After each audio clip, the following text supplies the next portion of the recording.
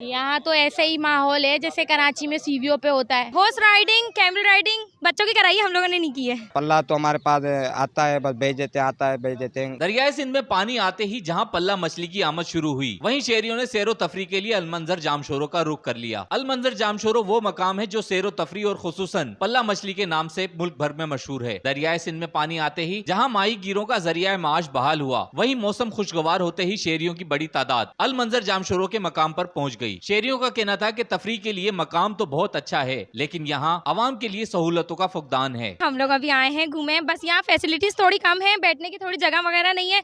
बाकी ऑलराउंडर अच्छा है, बट बैठने की थोड़ी बहुत जगह होगी तो और अच्छा हो जाएगा। लोग तो बस यहाँ पर आते हैं, नहाते हैं और चले आते हैं। कोई बैठने की जगह नहीं है, खाने की जगह नहीं है। सही बच्चों ने जिद की कि चलना है, मौसम अच्छा है, चल लो तो आ गए, बस इसलिए बच्चों के साथ। बच्चों को मना नहीं कर सकते, बच्चे फोर्स कर रहे, नहीं तो मैं तो कहीं जाने के हक में भी नहीं हूँ। जिस तरह पॉइंट बनना चाहिए उस तरह हैदराबाद में एक ही पॉइंट बचा, बेचारा बचा कुचा, ये तो है नहीं हमारे पास। राहा रानी बाग वहाँ टोटल मतलब गंदगी है, ठीक है, एक ये बचता तो यहाँ पर बिल्कुल डिसिप्लिन बिल्कुल भी आउट है। माही गिरों का कहना था कि दरिया में पानी ना होने की वजह से सूरत हाल इंतहाई खराब थी, लेकिन जैसे ही पानी आना शुरू हुआ तो पल्ला मछली की आमद के साथ साथ हमारा रोजगार भी अच्छा हो गया। पानी आया 6-7 महीने पानी है ही नहीं था, इधर दरिया सूखा पड़ा था।